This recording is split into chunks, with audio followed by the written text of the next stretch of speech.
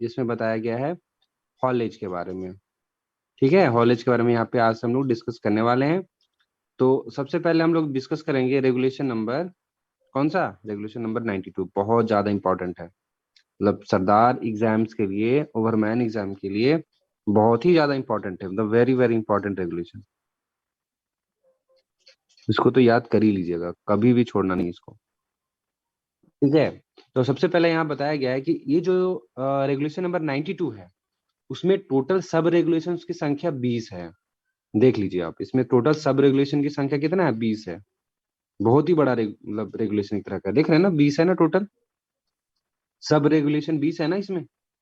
एक रेगुलेशन में जितने पॉइंट्स होते हैं ना, उसको बोलते हैं सब रेगुलेशन। देखिए यहाँ पे 20 पॉइंट्स। तो बोला गया है कि जो भी प्रोविजंस है, जो भी प्रावधान है, पहला सब रेगुलेशन में क्या बोला है कि जो भी प्रावधान है, कहाँ से, सब रेगुलेशन 2 यानी यहाँ से कहाँ तक, सब रेगुलेशन 20 तक, वो सभी के सभी वहां पे अप्लाई होंगे, वहां पे लागू होंगे। कहाँ पे लागू होंगे, प्रत्येक ऐसे रास्तों पे पूरी लंबाई पे जहां पर या तो मटेरियल का ट्रांसपोर्टेशन होता है टब्स में, किस माध्यम से, या तो मैकेनिकल पावर के माध्यम से या गुरुत्वाकर्षण के माध्यम से, तो वहां पर ये सारे नियम लागू होंगे। रेगुलेशन 92 का सब रिलेशन 1 यही बोलता है कि जो पॉइंट्स है सब रिलेशन 2 से लेके 20, वो वैसे प्रत्येक रास्तों पे लागू होंगे जहां पर टब की सहायता से मटेरियल का ट्रांसपोर्टेशन होता है। टब में किसके द्वारा, किस के द्वारा, मैकेनिकल पावर, मैकेनिकल का मतलब हो गया जो हॉलेज चला रहे हैं, जिसमें पावर आपको लग रहा है, ड्रम लगा दिए हैं या पुली लगा दिए हैं, कुछ भी लगा दिए हैं, ठीक है, या फिर ग्रेविटी, मतलब कोई पावर नहीं, अपने आप ग्रेविटी कारण चले, तो या तो ग्रेविटी के कारण अगर वो, जैसे कि ग्रेविटी हॉलेज, वहां पे हम लोग कोई मैकेनिकल पावर इस्तेमाल करते नहीं है, तो अगर ग्रेविटी हॉलेज भी है तभी वो नियम लागू होगा। डायरेक्ट है, इनलेस है, कोई सा भी है, अगर किसी रास्ता पे हम लोग मटेरियल का ट्रांसपोर्टेशन कर रहे हैं टब्स में, तो वहां पर रेगुलेशन, सब रेगुलेशन 2 से लेके 20 लागू हमेशा होगा। सब रेगुलेशन 2 में अब आ जाइए, क्या बोला गया है, सब रेगुलेशन 2 में बोला गया है कि जो रास्ता होगा, ऐसा प्रत्येक रास्ता, कौन सा ऐसा प्रत्येक रास्ता जहां पे मटेरियल का ट्रांसपोर्टेशन होता है टब्स में, ग्रेविटी की मदद से या फिर मैकेनिकल पावर की मदद से, वो रास्ता क्या होना चाहिए, एडिक्वेट डायमेंशन का होना चाहिए, उचित डायमेंशन का मतलब उसका लंबाई, सॉरी उसका चौड़ाई हो गया, जो उसका ऊंचाई होना चाहिए, ऐसा होना चाहिए, उचित होना चाहिए। ऐसा नहीं कि बहुत छोटा हो, हाइट कर दिए, ज्यादा चौड़ा कर दिए, कम चौड़ा कर दिए, तो वो जो उचित होना चाहिए, डायमेंशन गैलरी का जो साइज होना चाहिए, उचित होना चाहिए। ठीक है, और बोला गया एज फार एज प्रैक्टिकेबल, जहां तक संभव हो, क्या होना चाहिए, बी स्ट्रेट, जो रास्ता होगा हमेशा सीधा होगा और उसका ग्रेडियंट क्या होगा, सामान्य होगा। रेगुलर ग्रेडियंट का मतलब ये नहीं है कि कम या ज्यादा, रेगुलर ग्रेडियंट का मतलब ये है कि ये समान ग्रेडियंट होगा, मतलब अगर 1/2 है या 1/4 है, तो 1/4 हमेशा ऐसा ही होगा। ऐसा नहीं होना चाहिए कि यहाँ पे वन इस तरह से हो गया, फिर इस तरह से इस तरह हो गया, फिर इस तरह से इस तरह हो गया, ये हो गया इरेगुलर ग्रेडियंट। इसको क्या बोलेंगे, इरेगुलर ग्रेडियंट। ये हो गया इरेगुलर ग्रेडियंट, और ये क्या हो गया, रेगुलर ग्रेडियंट। तो रेगुलर ग्रेडियंट होना चाहिए। ठीक है, समझ में आ रहा ना हम क्या बोल रहे हैं, जो रास्ता होगा उसका साइज जो है, साइज जो रोडवे का होगा वो परफेक्ट होना चाहिए, उचित होना चाहिए, जहां तक संभव हो वो रास्ता सीधा होना चाहिए, सर टेढ़ा वेढ़ा नहीं होना चाहिए, और समान ग्रेडियंट का होना चाहिए, रेगुलर ग्रेडियंट का होना चाहिए। उसके अलावा बोला गया है कि हैव ट्रैक्स प्रॉपरली लेड, जो ट्रैक है उसको अच्छी तरह से बिछा हुआ होना चाहिए उस रास्ते पे, and the rails of adequate section. अब जो रेल इस्तेमाल करेंगे ट्रैक बिठाने के लिए, वो रेल का भी जो बनावट होगा, जो उसका डायमेंशन होगा, जो चौड़ाई ऊंचाई लंबाई जो होगी, वो परफेक्ट होना चाहिए, सुटेबल होना चाहिए, ये इसमें बताया गया है। तीसरा पॉइंट में आते हैं। तीसरा पॉइंट में बोला गया है कि जब भी हम लोग का रास्ता का डायरेक्शन चेंज करना रहता है, alter the direction of route, तो हम लोग क्या इस्तेमाल करते हैं, पुलीज, सीप्स या फिर रोलर्स। तो ये जो हम लोग इस्तेमाल करेंगे ना, पुली, सीप्स या रोलर्स, उसको फिक्स करना पड़ेगा। कभी कभी देखते भी होंगे, देखते क्या होंगे कि सपोज यहाँ पे हमारा एक रास्ता है, कुछ इस तरह से, हॉलेज इंजन मेरा यहाँ पे लगा हुआ है।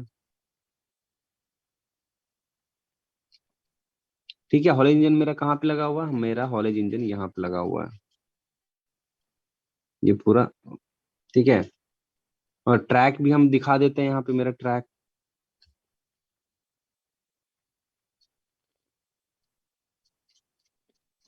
ये मेरा पूरा ट्रैक है।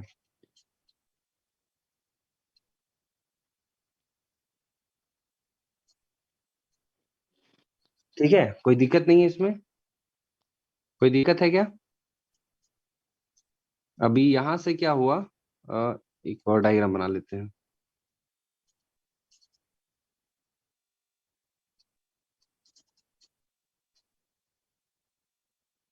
तो रास्ता ब्लाइंड एंड है, इधर ऐसा हो गया।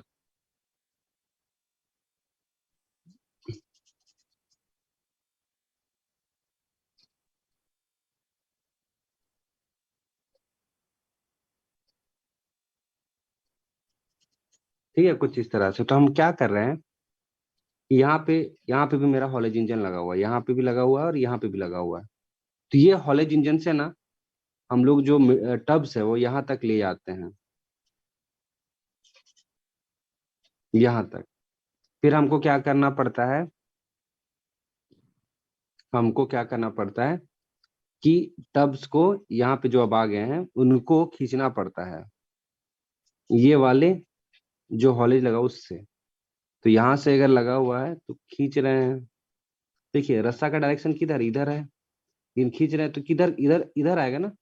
खींच रहे हैं इधर, रस्सा तो इधर है कि नहीं? सीधा जा, अगर रस्सा जाएगा तो इधर जाएगा। तो यहाँ पे क्या है ना, हमको पुल्ली बैठाना पड़ेगा, सीप्स बैठाना पड़ेगा, जो रस्सा की डायरेक्शन को चेंज कर रहा है। तो यही बोला गया है कि जो पुल्ली बैठाइएगा बीच में ना, ठीक है, वो या रोलर्स बिछाइए बिछाइएगा, वो फिक्स होना चाहिए जमीन पे। ये पॉइंट इसमें बताया गया है।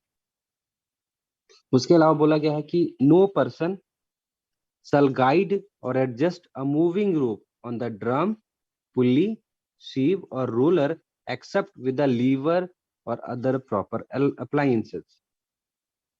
बोला गया है कि कोई भी आदमी चलता हुआ रस्सा को, चलता हुआ रस्सा को, जो किस चीज पे चल रहा हो, या तो ड्रम पे चल रहा हो, हॉलेज ड्रम होता है वहां पे चल रहा हो, या पुली, इस तरह का पुली जो रोलर सीब होगा वहां पे अगर चल रहा है, तो उसको कोई भी आदमी हाथ से, ठीक है, हाथ से एडजस्ट नहीं करेगा। मान के चलिए पुलिस से हल्का सा बाहर निकल गया रस्सा, हॉलेज रोप, वैसे नहीं कि हाथ से पकड़ के उसको सही कर लेगा, वो भी चलता हुआ रस्सा, ऐसा नहीं करना है। अगर करना ही है, पहले तो नहीं करना है, अगर करना ही है तो उसके लिए एक लीवर होगा, उससे करेगा, या कोई दूसरा औजार होगा उससे करेगा।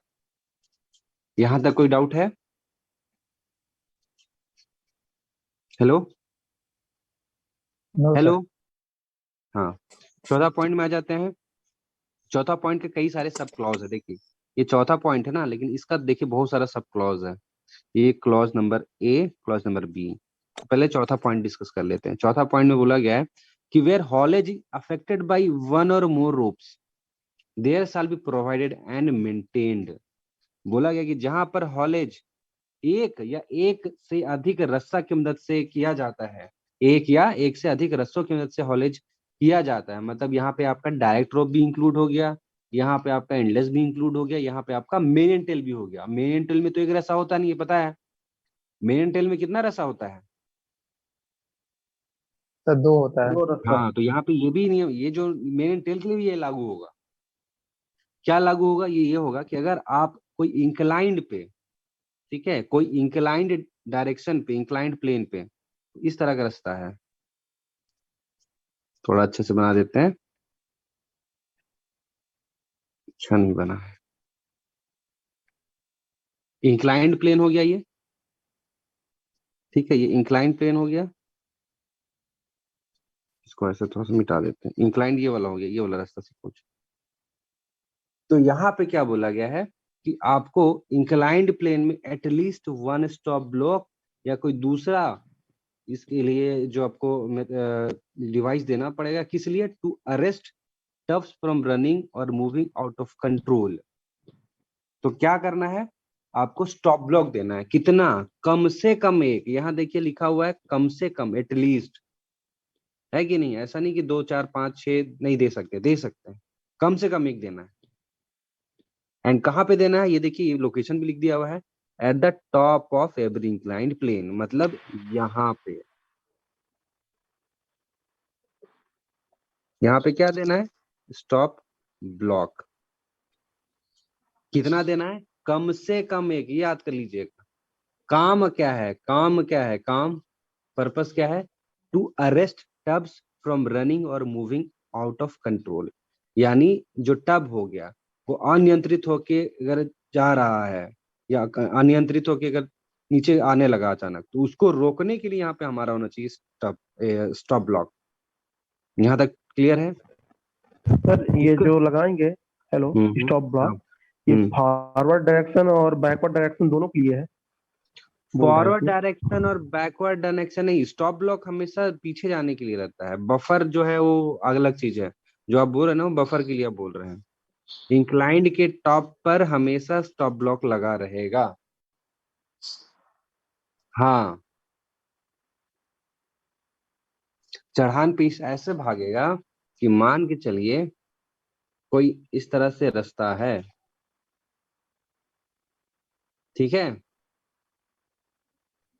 कुछ इस तरह से रास्ता है। अब यहाँ पे हमारा लगा हुआ है हॉलेज इंजन, यहाँ पे हमारा लगा है रस्सा,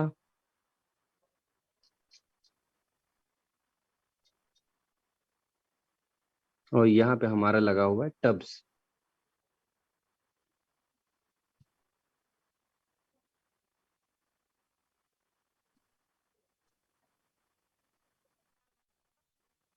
ठीक है,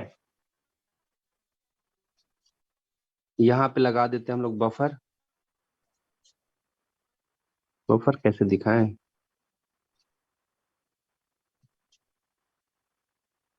बफर जैसे कि फाटक कैसा रहता है वैसे ही रहता है।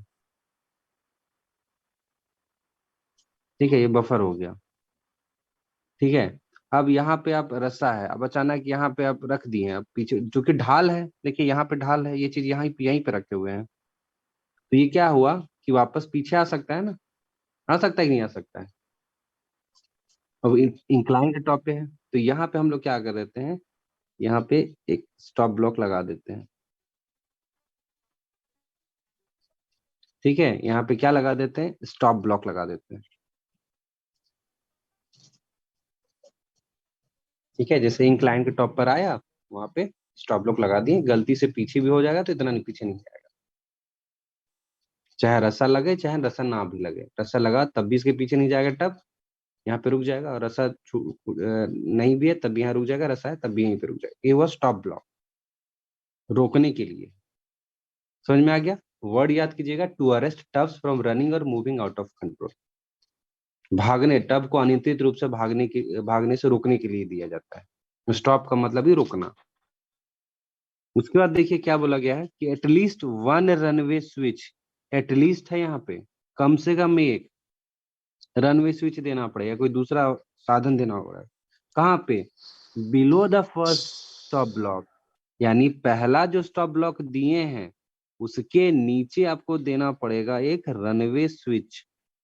ये क्या है? सपोज ये है अपना रनवे स्विच। ठीक है, ये जो रनवे स्विच दीजिएगा, यहाँ दिया हुआ है कि कितनी दूरी पे दीजिएगा, ये दूरी कितना होना चाहिए यहाँ से यहाँ तक, ये दूरी होना चाहिए, कितना होना चाहिए, किसी को पता है क्या? मोर देन वन सेट ऑफ, अधिकतम 10 मीटर। नहीं नहीं नहीं नहीं नहीं, अधिकतम 10 metre. More than one set of tub. ये दूरी कितना होना चाहिए? जितना एक लूज में टब होता है उसका लंबाई से ज्यादा होना जितना किसके उसमें टब होता है सर? चाहिए। एक लूज, लूज का मतलब होता है सेट। एक लूज, तो एक लूज सेट ऑफ टब का मतलब सर कितने टब रहते हैं सर उसमें? वो मेजर डिसाइड करता है। अच्छा अच्छा। कितना टब हो सकता है, 4 ही रहे, 5 रहे, 10 रहे, 15 रहे, पर माइंस का अपना अपना सेट ऑफ टब हो मतलब सर सकता है। सेट ऑफ टब मतलब यही ना होगा सर कि एक बार में कितना टब जा रहा है टब गाड़ी? हाँ हाँ, तो हमेशा एक सेट ऑफ टब से ये दूरी ज्यादा होगा। ठीक है, लिखा हुआ भी है कि देखिए ये जो दूरी होगा किसके बीच में, पहला जो स्टॉप ब्लॉक है, ठीक है, पहला स्टॉप ब्लॉक और रनवे स्विच के बीच में जो दूरी होना चाहिए वो ग्रेटर होना चाहिए than the length of set of train of tubs. मतलब जो सेट ऑफ टब्स का जो लंबाई है उससे ज्यादा होना चाहिए। अभी अगर आपसे पूछेगा कि अधिकतम लंबाई कितना होना चाहिए, ये तो डिस्टेंस है, not exceed the length of set or train of tubs by more than 10 metres. Maximum लंबाई अगर पूछा आपसे कि बताइए अधिकतम लंबाई क्या होता है। तो मैक्स डिस्टेंस क्या हो सकता है, set of tub plus 10 metre. ठीक है, सर समझ में नहीं, more than one set of top ये और ये इसमें लिखे मोर देन का मतलब देखिए, सिंपल सा एग्जांपल देखिए हम समझाते हैं। इधर ही छोटा सा डायग्राम बना लेते हैं। सपोज एक सेट में ना, हम एग्जांपल ले रहे हैं, ठीक है,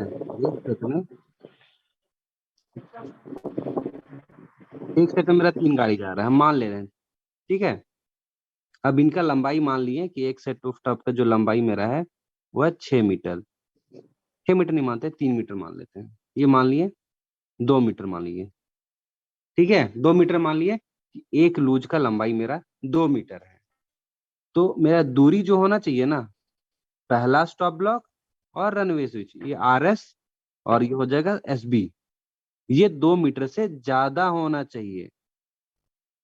ये दूरी कितना तक रख सकते हैं, ऐसा तो नहीं 20 मीटर रख दिए, ये 2 मीटर ज्यादा तो होगा, पर ऐसा नहीं कि 25-30 मीटर रख दिए।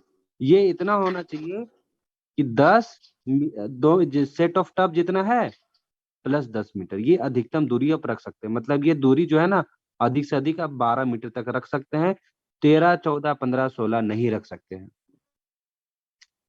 कितना रख सकते हैं, 2 से ज्यादा जितना मन है आप रख लीजिए। 3 रखिए, 4 रखिए, 5 रखिए, 6 रखिए, 7 रखिए, 8 रखिए, 9 रखिए, 10 रखिए, 11, 12 तक रख सकते हैं। समझ में आया हम क्या बोले। Yes sir. उससे ज्यादा रखना है, कितना रखना है, कितना भी रख सकते हैं, लेकिन 10 मीटर और सेट ऑफ टॉप का लंबाई उससे ज्यादा नहीं रखना है। ठीक है, जैसे कि आप पता चला कि ये 2 मीटर, ये आपका 2 मीटर है, तो ये 2 मीटर ज्यादा रखना है। मतलब यहाँ से यहाँ जो आप रखिएगा, ये हो गया स्टॉप ब्लॉक और ये हो गया रनवे स्विच। ये 3 मीटर रख सकते हैं क्योंकि ये 2 मीटर से ज्यादा है।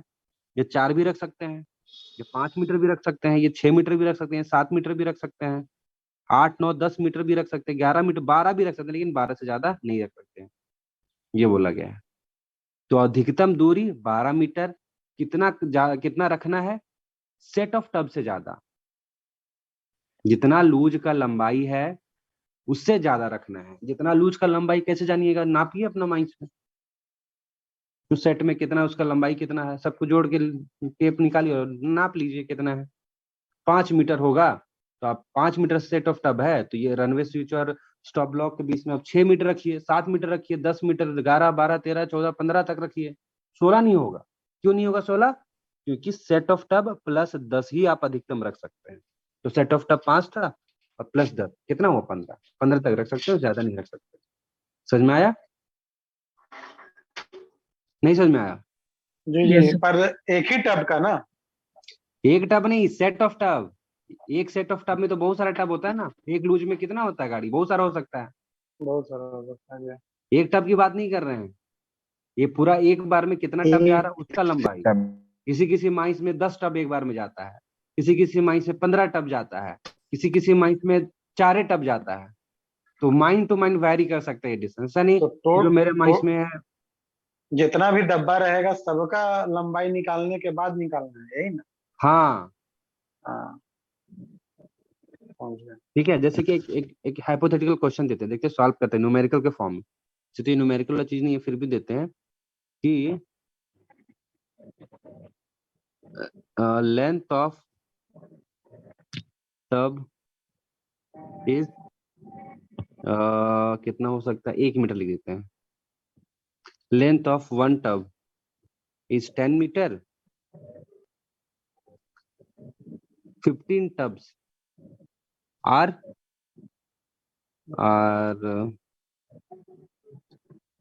hauled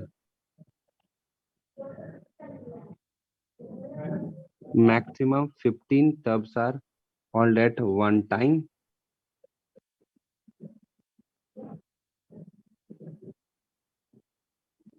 The distance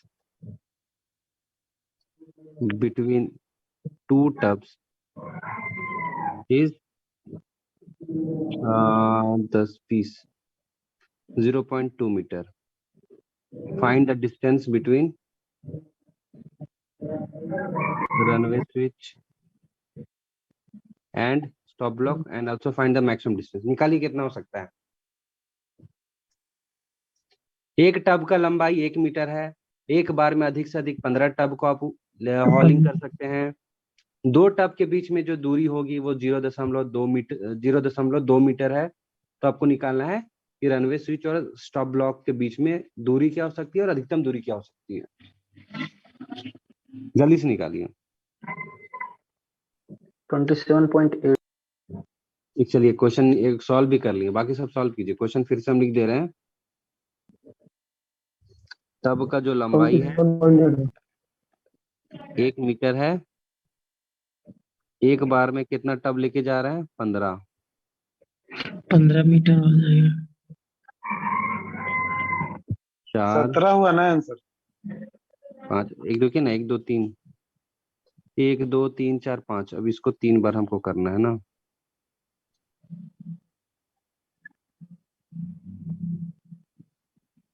अट्ठाईस। चलिए बहुत अच्छा। अलग अलग आंसर लाते हैं ना, बहुत खुश होते हैं क्योंकि आप लोग मेहनत करते हैं। कोई कुछ नहीं बोलता तो थोड़ा लगता है अजीब। हम बोले थे, अब देखिए हम कैसे सॉल्व कैसे कर रहे हैं। हम बोले थे कि टब टब का जो लंबाई है 1 मीटर है और एक बार में हम 15 जो टब है उसको लेके जाते हैं। ठीक है, 15 टब हो गया, ये गिन लीजिए। 1 2 3 4 5 6 7 8 9 10 11 12 13 14 15। ठीक है, समझ में आ रहा है। 15 टब लेके जाते हैं। उसके बाद ये भी बोले थे कि दो टब के बीच में जो दूरी है वो कितना है? 0.2 मीटर 0.2 मीटर। है कि नहीं? 17.8 होता है सर। हाँ 17.8। अच्छा ठीक है। अब हम देखते हैं 17.8। चलिए आप बोल दिए 17.8 बोले। क्या क्या और बोले थे हम जी? 17 बोले थे। 17 बोले थे। आंसर पता है? 27.8। 27.8। चलिए अब हमको निकालना है कि एक सेट ऑफ टब में डिस्टेंस क्या हो सकता है। तो 15 मीटर तो ऐसे ही हो जाएगा क्योंकि 15 तो टब है कि नहीं है? तो 15 मीटर हो जाएगा ना जी। इसका लंबाई एक एक एक एक तो करते करते 15 तो ही जाएगा। अब इसमें देखिए 0.2 जो मीटर है कितना बार आ रहा है? एक बार, 2 3 4 5 6 7 8 9 10 14 11 बार आएगा। 12 13 14 बार आ रहा है। 14 बार आ रहा है ना, है कि नहीं? तो क्या करेंगे, जोड़ेंगे 14 गुना 0.2। क्यों? दो टब के बीच में गैप 0.2 है तो इसको भी तो काउंट करना पड़ेगा। 14 बार है, इसको जोड़िएगा तो कितना आएगा जी? 2.8। बताइए। 15 2.8। प्लस 14 दूना कितना आता है? 28, मतलब 2.8 2.8। मीटर। अब 15 प्लस 2.8 कितना आएगा? 17.8। अब किसी का आंसर देखिए, आंसर जो है ये 17.8 मीटर नहीं हो सकता है, क्योंकि हम आपसे सवाल क्या पूछे थे कि रनवे स्विच सर और प्लस 3 मीटर होगा ना। स्टॉप ब्लॉक प्लस के 10 बीच में मीटर दूरी और क्या जोड़ना। होगा? क्या होगा? तो हमेशा ये तो थोड़ी ना होगा, इससे ज्यादा ही होगा। 17.9 हो सकता है, 20 हो सकता है, 21 हो सकता है कि नहीं है? ये तो नहीं होगा ना, इससे ज्यादा होना चाहिए। यही बोले थे ना कि जितना सेट ऑफ टब आएगा उससे ज्यादा होना चाहिए। तो इससे ज्यादा 17.9 आएगा, 18 आ जाएगा, ये भी हो सकता है, 19 भी हो सकता है, 20 भी हो सकता है। और अधिकतम कितना हो सकता है जी? अधिकतम 17.8 प्लस 10 मीटर, यानी कितना हो गया? 27.8 मीटर अधिकतम दूरी। अधिकतम डिस्टेंस 27.8 सही है। और कितना होना चाहिए? 17.8 से ज्यादा होना चाहिए। ये आपका आंसर होना चाहिए। अभी हमको लगता है कि आप पूरा क्लियर हो चुके होंगे अभी समझने में। जी सर। समझ में आ गया ना? जी जी। किसी को डाउट है क्या? नहीं सर। No sir. चलिए आगे आते हैं।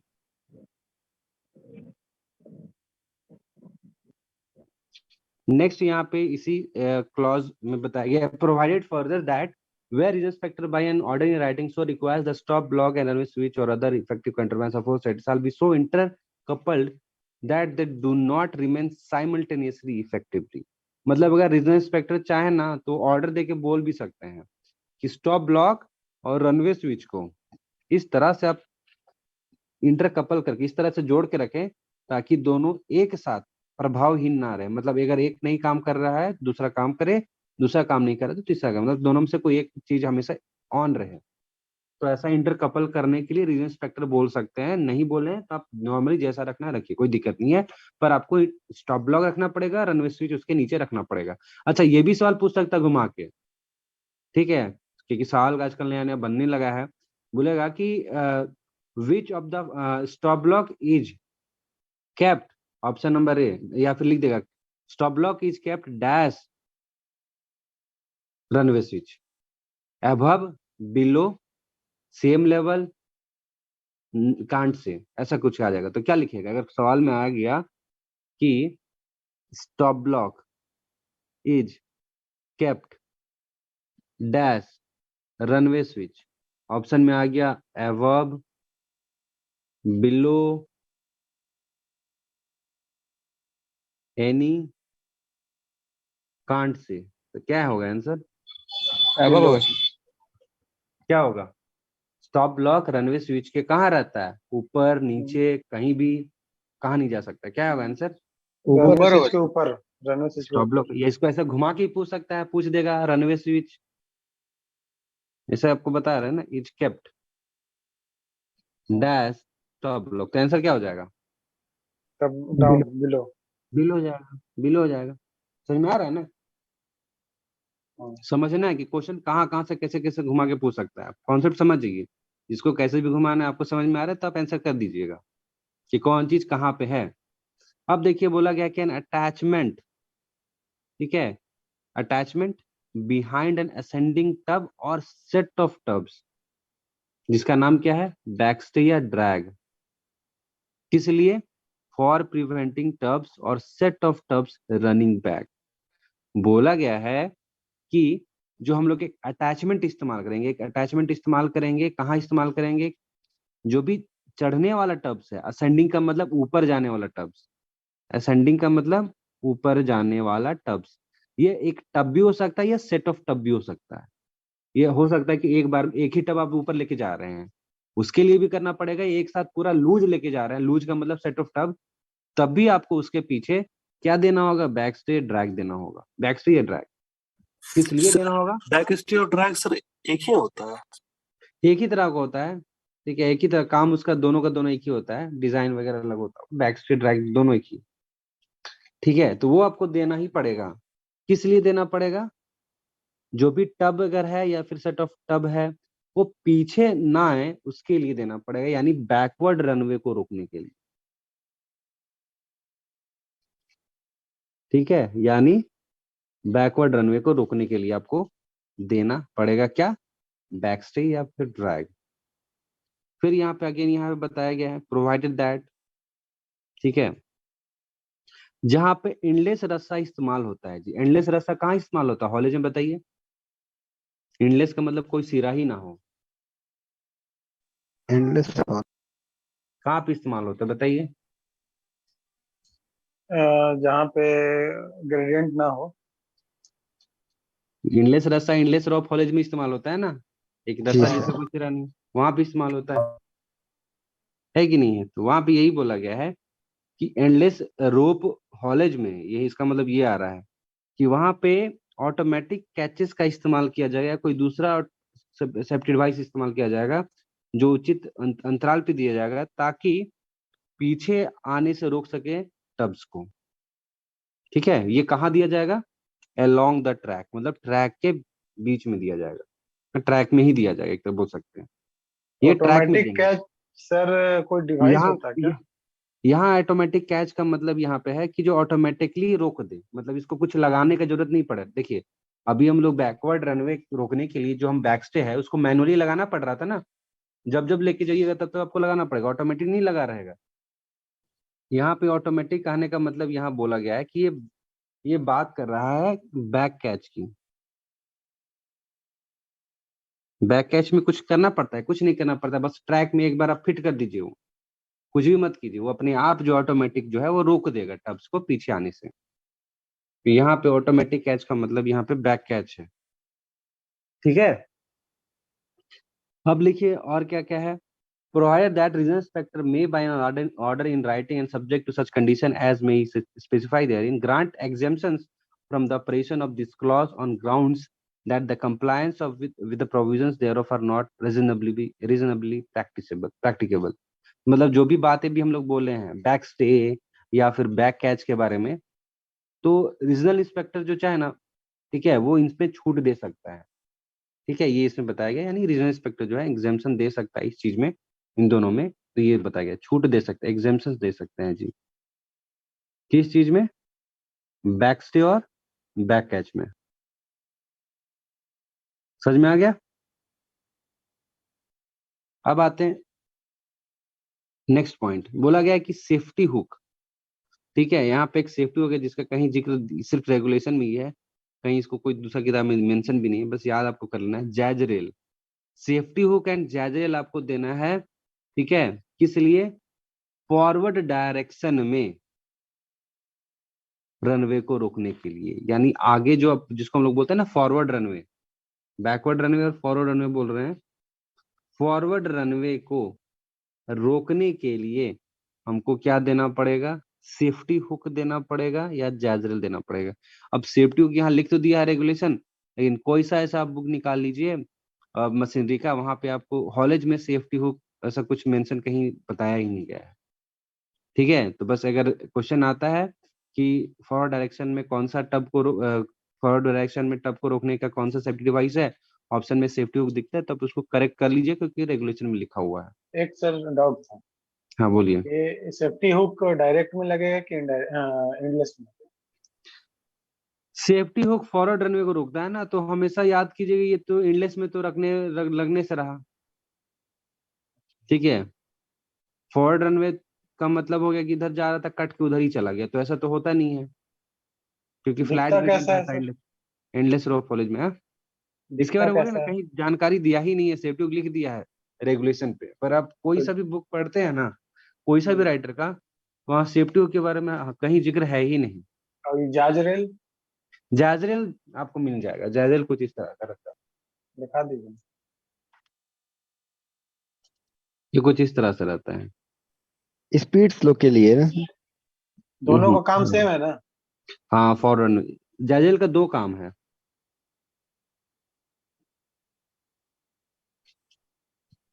ये पर दो उठा हुआ काम रहता है भाग। इस तरह से रहता है। ट्रैक जो रहेगा ना, ठीक। ट्रैक को यहाँ इस तरह से यहाँ इस तरह कर दिया जाता है, जिसको बोलते हैं जैज रेल। अच्छा, ये उठा दिया जाता है कि उठाया आएगा नहीं तो जाता है, कर्व किया जाता है, उठाया नहीं जाता है, कर्व। ये हॉरिजॉन्टल सर भी किया उसके जाता है। मदद से करते हैं ना सर, वो जिम जिम क्रो की मदद से करते हैं हाँ, ना जिम सर। क्रो।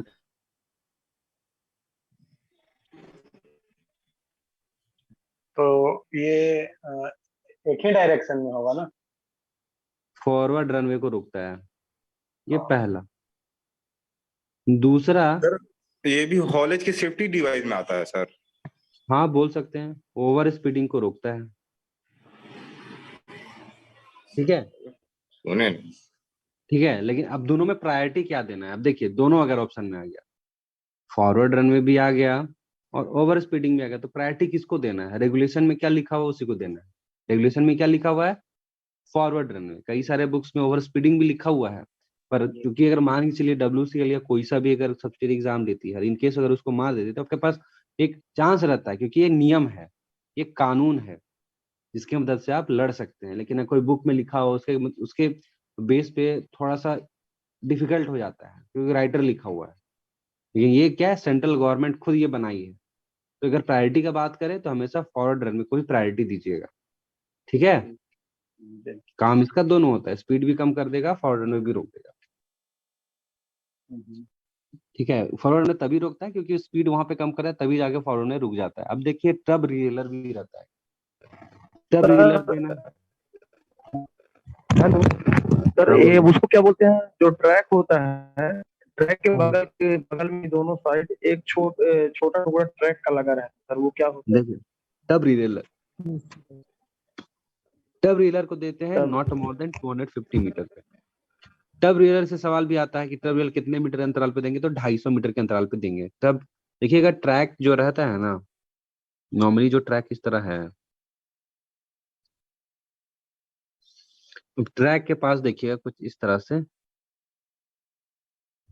रहता है। रहता है ना जी, सर इसी को बोल रहा ये वाला इसी को बोलते हैं टब रीलर। ये दोनों के बीच में जो दूरी है कितना रखना है, 250 मीटर। 250 काहे याद लगाते रहेगा। हैं सर?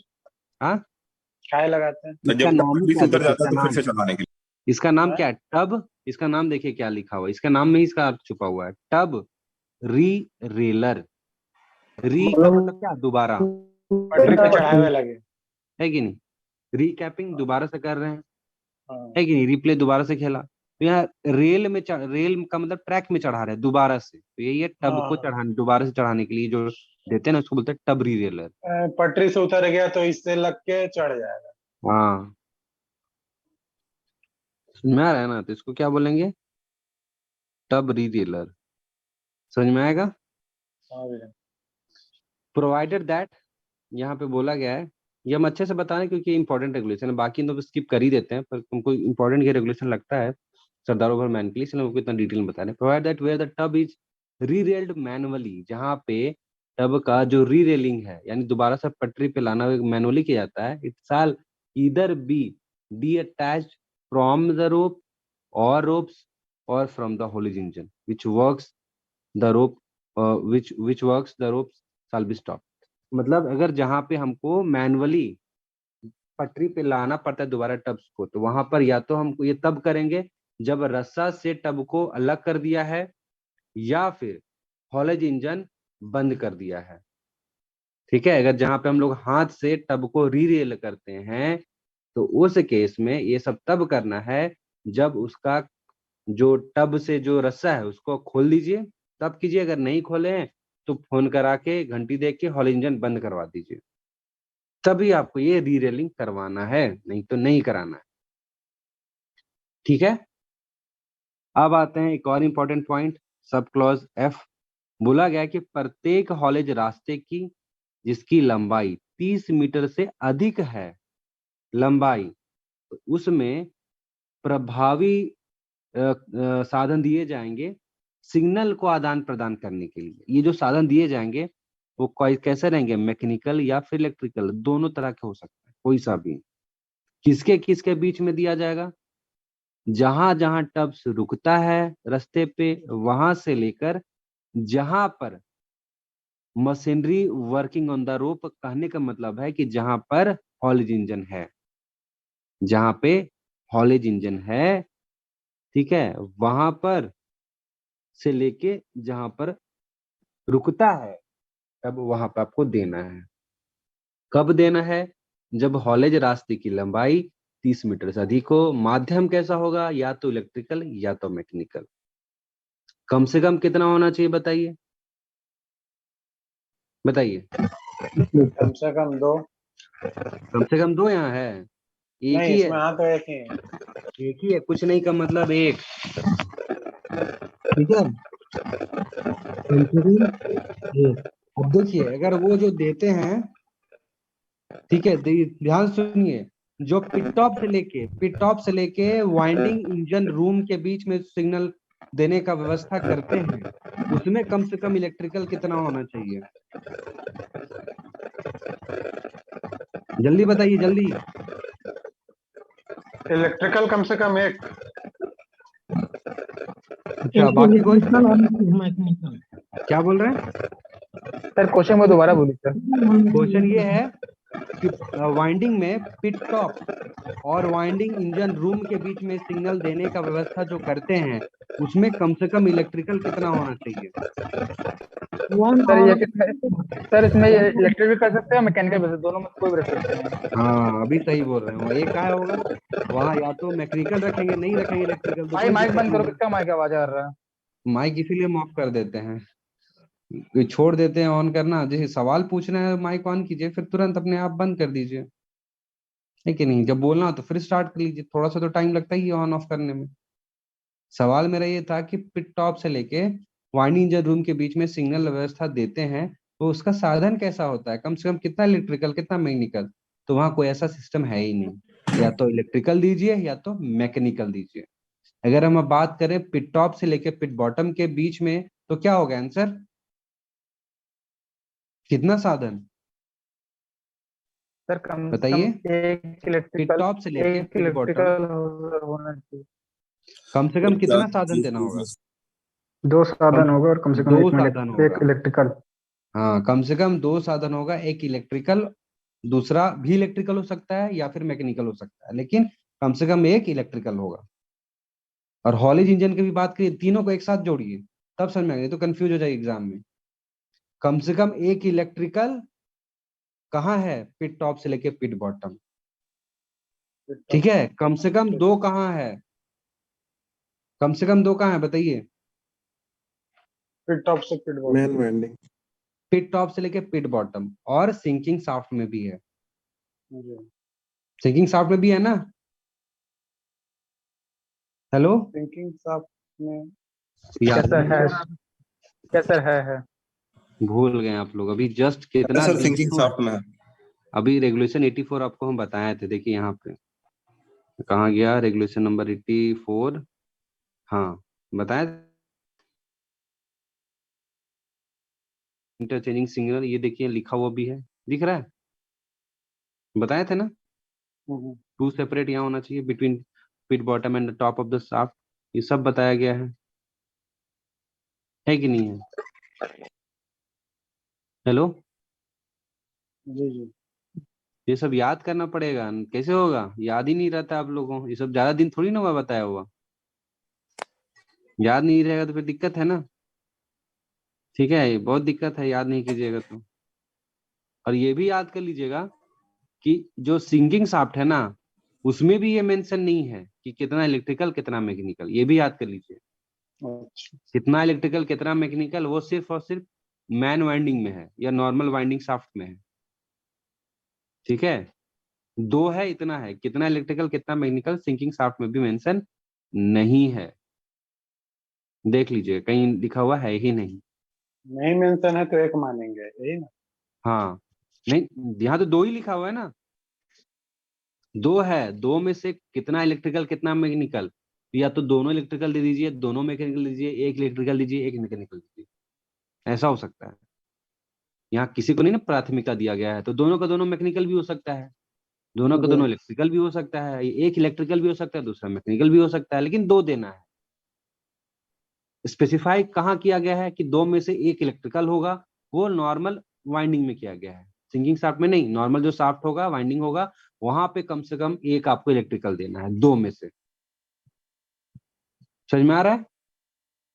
जी। गड़बड़ नहीं ना होगा, उसको याद कीजिए, ये सब इंपॉर्टेंट चीज है, यही सब एग्जाम में कंफ्यूजन होता है, एक जैसा जो चीज है ना उसको एक साथ लिखा कीजिए। अब देखिए, हम क्या बता रहे हैं कि ये जो सिग्नल देने का जो व्यवस्था होगा किसके किसके बीच में होगा, जहां जहां तब मेरा रुकता है, यानी इसको क्या बोलेंगे, स्टॉपिंग प्लेस। स्टॉपिंग प्लेस का मतलब क्या हुआ, जहां जहां मेरा टब रुकता है, वहां से लेके कहाँ देना है, जहां पर मेरा मशीनरी वर्क कर रहा है रस्सा पे, यानी हॉलिज इंजन के पास। तो कहां से कहां देना है, स्टॉपिंग प्लेस से देना है, कहाँ, हॉलिज इंजन के पास। ये इस तरह से देंगे, मतलब यहां से घंटी देंगे, ऐसा होना चाहिए। वो हॉलिज इंजन हमको नहीं देगा घंटी, हम लोग देंगे हॉलिज इंजन, यानी हॉलिज ड्राइवर को घंटी।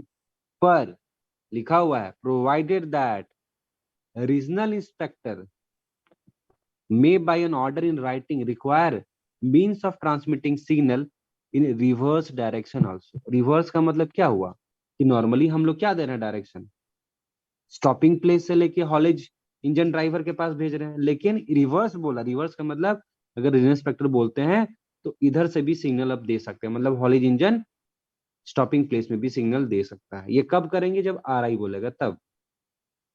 समझ में आ रहा है? आया कि नहीं समझ में, ये बताइए। हेलो, सर नहीं सर आया। सर एक बार दोबारा बता दीजिए। देखिए एक बार डायग्राम से हम और बता बताते हैं, हम एक दीजिए। डायग्राम बनाते हैं, डायग्राम से समझाते हैं आपको, ठीक है, तो ज्यादा समझ में आएगा। ठीक है, एक डायग्राम बनाते हैं, चलिए एक डायग्राम बनाते हैं, एक कोई रास्ता बना देते हैं। ये हमारा ट्रैक है, इसकी लंबाई ग्रेटर देन 30 मीटर है। ठीक है, तो हमको क्या देना पड़ेगा, सिग्नलिंग व्यवस्था देना पड़ेगा।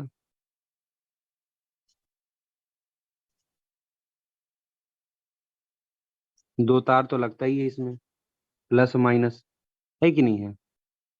लगता है ना जी, एक कनेक्टर रहता है जिसको जी जी जोड़िएगा। जी। ये कब दे रहे हैं? जब मेरा कॉलेज लेंथ का लंबाई 30 मीटर से ज्यादा हो गया है। ठीक है, किसके बीच में देना है? ये मेरा स्टॉपिंग प्लेस है जहां पे मेरा अब रुक रहा है, और जहां पे मेरा हॉलिंग इंजन चल रहा है। मीटर से कम है सर तो नहीं देंगे। हाँ, 30 मीटर से सर कम है तो सिग्नलिंग व्यवस्था नहीं देंगे ना। कंपल्सन नहीं है, दीजिए ना, कोई दिक्कत नहीं है, लेकिन 30 से ज्यादा में देना ही पड़ेगा। अच्छा अच्छा। ठीक है, तो ये हो गया क्या? ये हो गया हॉलेज इंजन।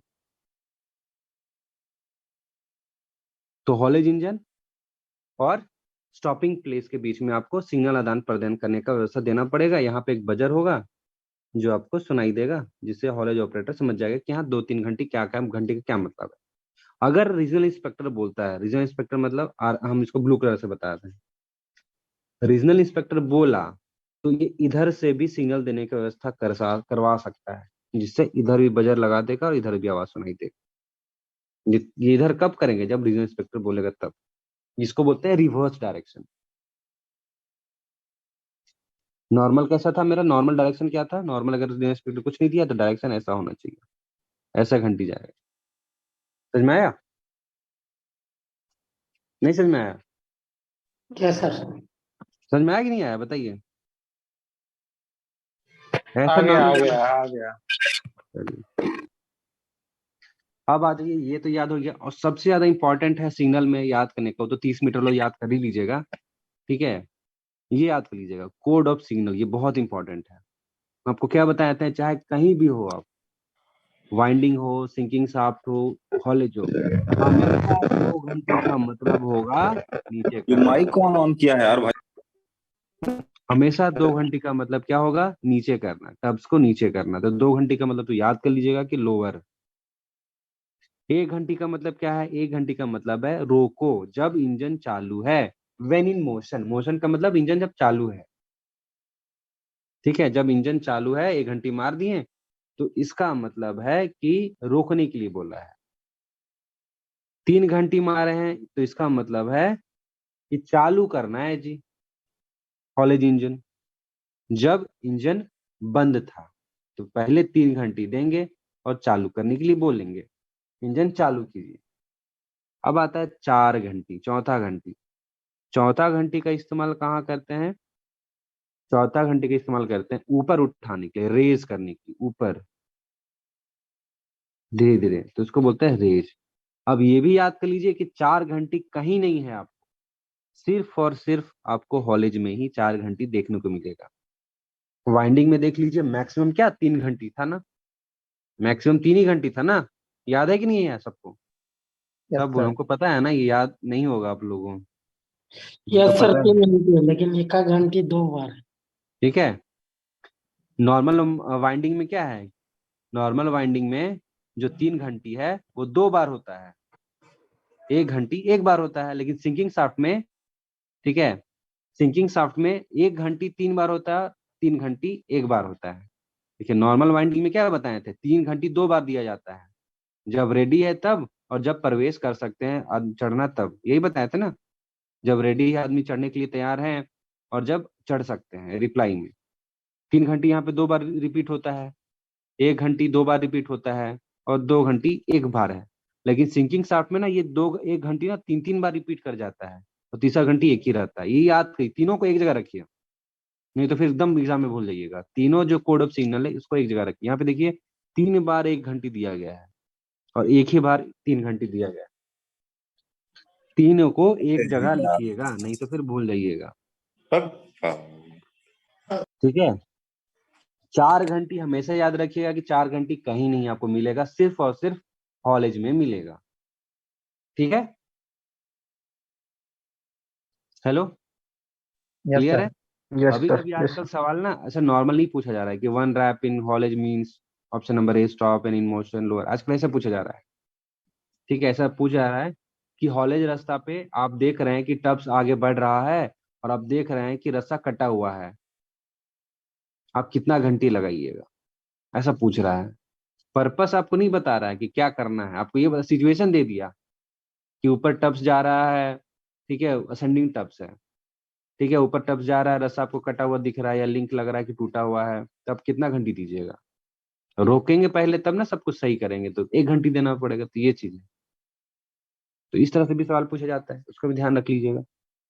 अब उसमें एक और पॉइंट देखिए लिखा हुआ है, नेक्स्ट इंपॉर्टेंट तो नहीं है, बोला गया है कि प्रोवाइड एनी अदर सिग्नल, कोई दूसरा सिग्नल भी आप ऐड कर सकते हैं, लेकिन हमेशा ध्यान ये है इन सिग्नल को इंटरफेयर नहीं करना है। मतलब ये जो सिग्नल दे दिया इसको तो आपको हुबहू ऐसा रखना है। इसके अलावा अगर आप सिग्नल दे दिए 7 signal 10 signal for emergency, add कर दीजिए, कोई दिक्कत नहीं है, माइन टू माइन ये वेरी कर सकता है, लेकिन ये 4 सिग्नल में छेड़छाड़ बिल्कुल भी नहीं करना है, ठीक है। एडिशन आप कर सकते हैं सिग्नल में, 5 घंटी 6 घंटी 5-6 घंटी लगा दिए इमरजेंसी के लिए, ठीक है, वो कर सकते हैं, पर इन सिग्नल में यानी जो 4 मेंशन्ड है अभी यहाँ पे, इसको इंटरफेयर बिल्कुल भी नहीं करना है। उसके बाद क्या करना है, सब लेस इंपॉर्टेंट पॉइंट है, जो कॉपी होना चाहिए प्रिंटेड कॉपी, जिसमें सिग्नल लिखा होना चाहिए कि 1 घंटी का इतना मतलब, 3 घंटे का इतना मतलब क्या है, ठीक है। Including additional signal, including additional signal का मतलब हुआ कि जो भी आप एक्स्ट्रा सिग्नल उसमें ऐड किए उसको भी उस प्रिंटेड कॉपी में रखना है। जैसे कि फोटोकॉपी करा लेना है, जो अपना सिग्नल है ना उसको फोटोकॉपी करा लीजिए, उसको कहाँ पे चिपकाना है, जहाँ पे हमारा हॉलेज इंजन है, machinery works on the rope, इसका मतलब हो गया ये हॉलेज इंजन की बात कर रहा है। इसका मतलब क्या हुआ, ये हॉलेज इंजन की बात कर रहा है, जहाँ पे हॉलेज इंजन है। और साथ ही साथ कहाँ पे आपको चिपकाना है, रेगुलर स्टॉपिंग प्लेसेस, ठीक है। रेगुलर स्टॉपिंग प्लेसेस पता है, जहाँ पे टब्स मेरा रुक रहा है, कहाँ कहाँ चिपकाना है जी, जहाँ मेरा हॉलेज इंजन है, ताकि उसको पता चले जो इंजन चला रहा है, कभी कभी भूल गया तो देखेगा अच्छा 2 घंटी आया तो लिखा हुआ रहेगा, अच्छा 2 घंटी का मतलब नीचे के लिए बोला है ना, चलो ठीक है नीचे कर देते हैं। और कहाँ पे, स्टॉपिंग प्लेस में, स्टॉपिंग प्लेस में कोई आदमी उसको नहीं पता है कि नीचे करना है तो कितना घंटी मतलब, तो लिखा हुआ रहेगा अच्छा 2 घंटी करेंगे तो नीचे जाएगा, 2 घंटी लगा देगा। यहाँ यहाँ आपको चिपका के रखना है। उसके बाद यहाँ पे ये सिग्नल से 3-4 एक एक्स्ट्रा पॉइंट ये भी है कि सिर्फ और सिर्फ एक सक्षम व्यक्ति या फिर कोई ऑफिशियल ही सिग्नल दे सकता है, बाकी कोई नहीं दे सकता। या तो एक सक्षम व्यक्ति दे सकता है या तो कोई पदाधिकारी दे सकता है, दूसरा कोई भी सिग्नल नहीं दे सकता। नेक्स्ट बात किया गया है टेलीफोन सिस्टम के बारे में।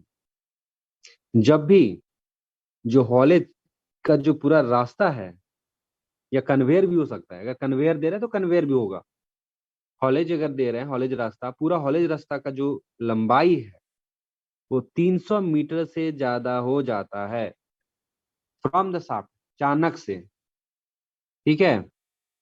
या फिर जो डिस्ट्रिक्ट का जो प्रवेश मार्ग है वहां से जो आपका फेस या जितना भी आपका रास्ता रहता है वो 300 मीटर से ज्यादा हो जाता है, तो उन दोनों के बीच में आपको देना पड़ेगा क्या, टेलीफोनिक कम्युनिकेशन सिस्टम, ठीक है, between the end of every such system and the bottom and the top of the shaft और the entrance of the mine.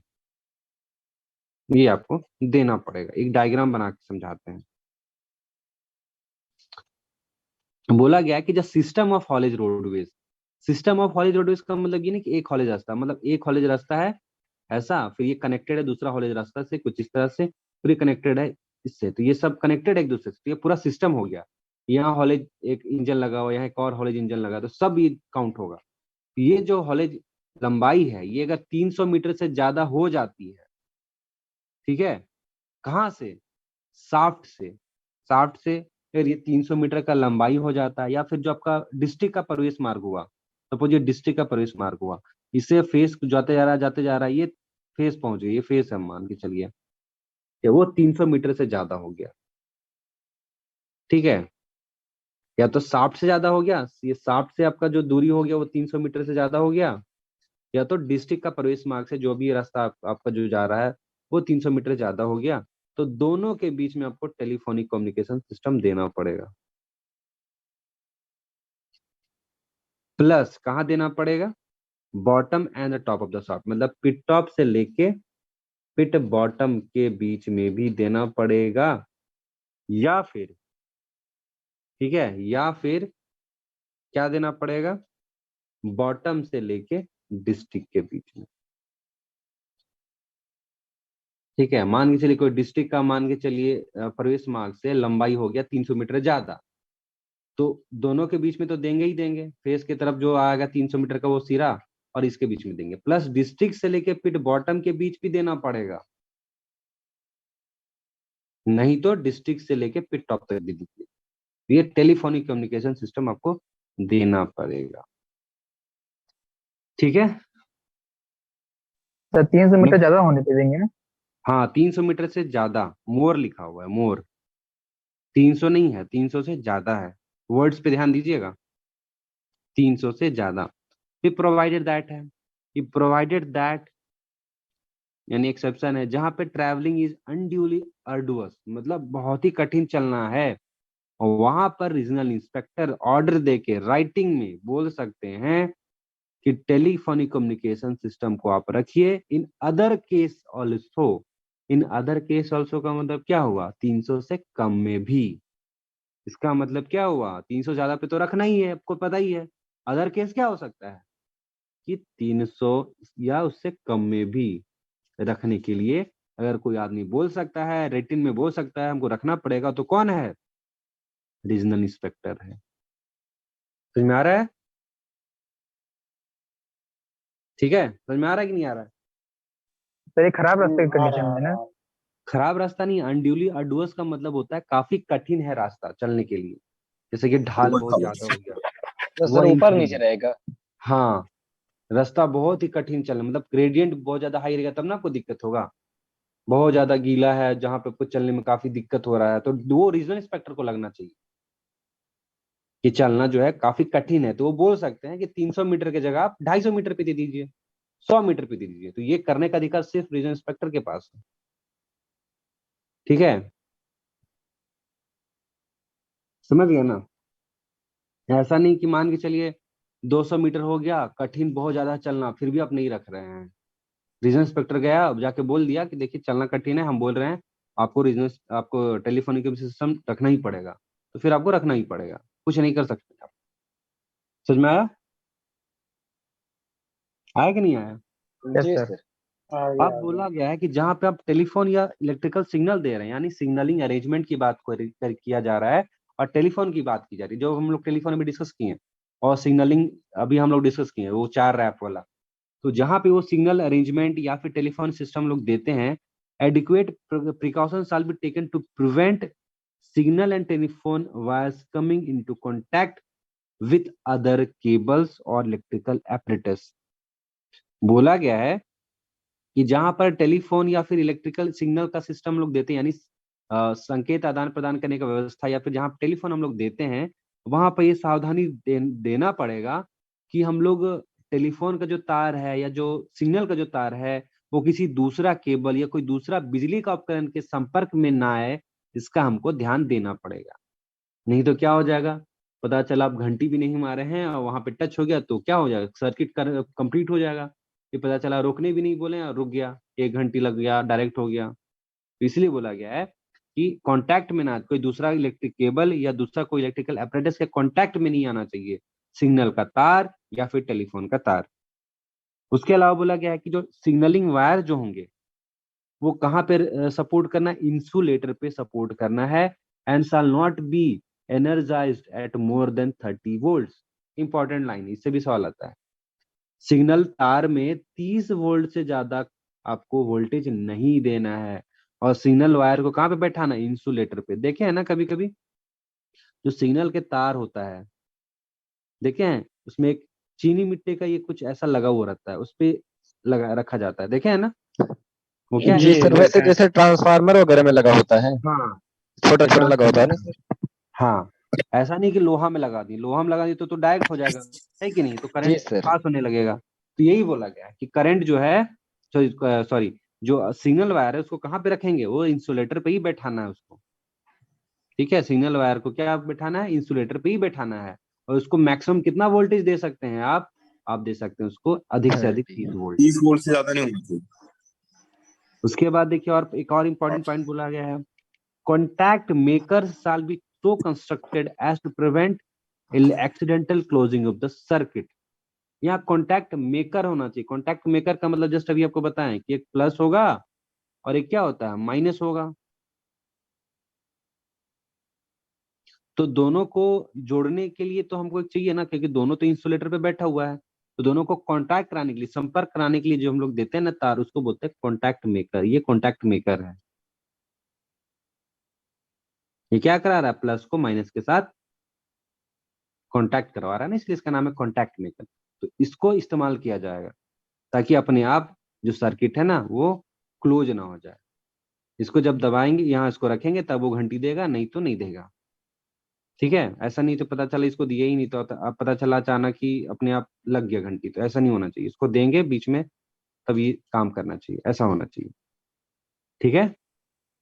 अब यहाँ एक और इंपॉर्टेंट पॉइंट आया कि इन एवरी गैसेसिम ऑफ सेकंड और थर्ड डिग्री, सेकंड और थर्ड डिग्री गैसेसिम में जो भी मेरा सिग्नलिंग का जो व्यवस्था होगा, जो भी मेरा टेलीफोन जो होगा, वो इस तरह हम लोग सर्किट बनाएंगे कि वो इंट्रिंसिकली सेफ रहे। वो क्या रहे, इंट्रिंसिकली सेफ। अब देखिए यहाँ पे कंपल्सन आ गया है, ये आ गया कंपल्सन, मतलब आपको करना ही करना है। ये सिर्फ और सिर्फ किसके लिए है, सेकंड और थर्ड डिग्री के लिए, फर्स्ट डिग्री के लिए ऐसा नहीं है। फर्स्ट डिग्री में जो सिग्नल वाले तार होते हैं, सिग्नलिंग वाले सर्किट जो होते हैं, जो टेलीफोन के जो सर्किट होते हैं, वो इंट्रिंसिकली सेफ नहीं भी रहे तब भी कोई यहाँ पे हम लोग कोई नियम नहीं तोड़ रहे हैं। लेकिन अगर वो सेकेंड और थर्ड डिग्री का है और हम लोग सिग्नलिंग और जो टेलीफोनिंग सिस्टम दे रहे हैं वो अगर उसका सर्किट इंट्रिंसिकली सेफ नहीं है तो फिर हम लोग एक नियम तोड़ रहे हैं। इंट्रिंसिकली सेफ सर्किट का मतलब होता है ऐसा सर्किट जो सामान्य ऑपरेशन में उससे निकलने वाला चिंगारी इतना कमजोर हो जिससे उसके आसपास चाहे कितना भी गर्म गैस मौजूद रहे उसमें आग नहीं लगा सकती है, तो उसको बोलेंगे वो इंट्रिंसिकली सेफ सर्किट है।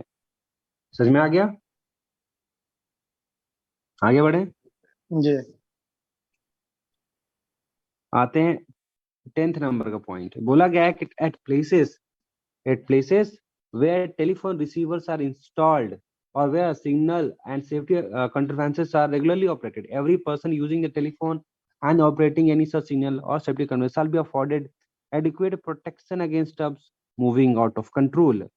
मतलब बोला गया है कि जहां जहां आदमी लोग इस्तेमाल कर रहा है टेलीफोन का या फिर सिग्नल जहां पे दे रहा हो लोग, तो वहां पर उचित ऐसा हमको व्यवस्था करना है ताकि जो भी टब्स वगैरह गलती से आ रहा है उनसे प्रोटेक्शन मिले। ठीक है, अब ऐसा नहीं होना चाहिए कि पूरा फेस का लाइन में ही या जो कॉलेज लाइन का लाइन में ही पूरा हम टेलीफोन बैठा दिए या सिग्नल भी करा दिए।